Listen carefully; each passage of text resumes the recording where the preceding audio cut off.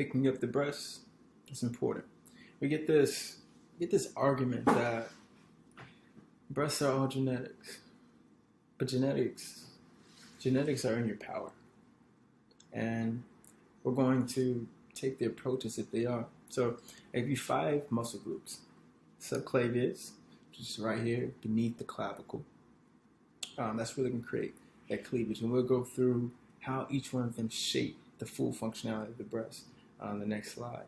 The coracobrachialis, important synergist, means they work together. The pectoralis major, which is really what you're seeing on top, the most superficial muscle. The pectoralis minor, which is going to give you that side, that curvature here, some people call it side boob. And that's the serratus anterior, which is going to increase.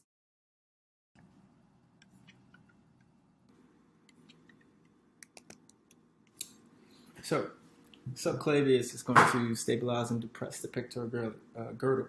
That's really picking up the girls, as a matter of fact. That's what you pay for, right?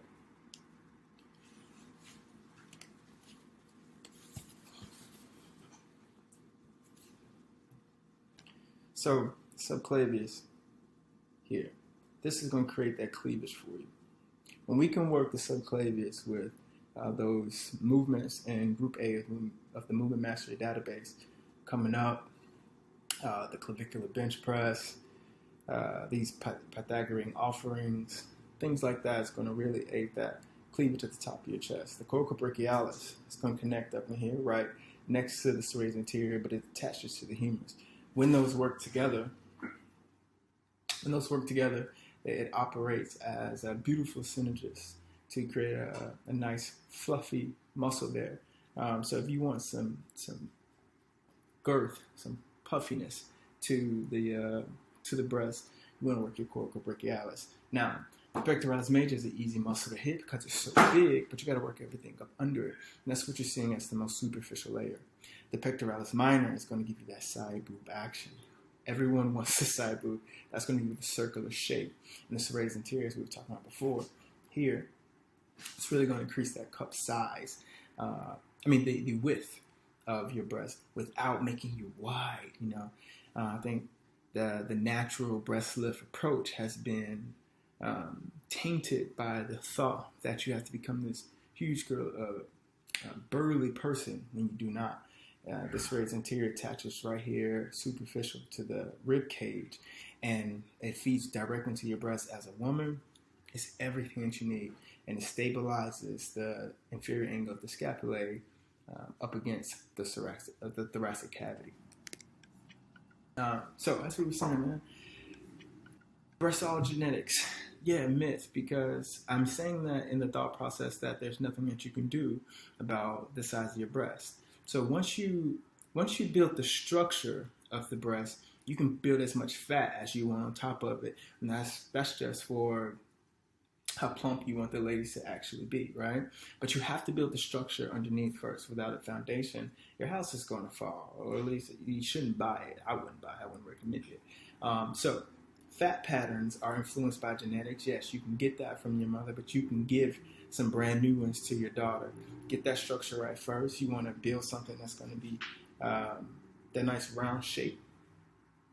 As I was saying, you want to get something that's going to build that nice round circular shape of the breast. And that's really all muscular development and intentional fat patterns. And the fat patterns you want to affect last. So that's something that once you get your structure right, you eat as much as you want, make sure you're hydrated. It's cool. We don't like them big, let them do their thing. But all breasts are beautiful. That's the first thing that we need to understand. There is no such thing as an undesirable breast for men or for a woman, right? If the structure has been taken care of. So just to go through this slide a little bit,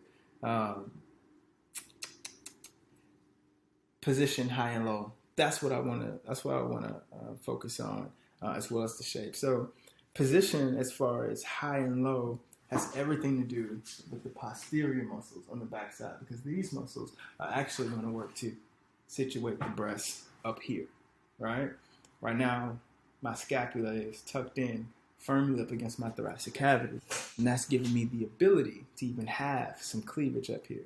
But as far as the shape, the width, and the cut, that's primarily determined by the front of the body, anterior muscles. And that's what most people focus on all the time, which is why breasts sag. They hang when you don't have any attention towards the backside. So if I was to let my scapula come out right now, it doesn't even feel good. My upper chest kind of disappears, becomes all soft. And that's what a lot of women are dealing with right now. You have no anchoring of your scapulae on the back, something that's holding in place. So that external rotation of the humerus, the scapulae always being in place,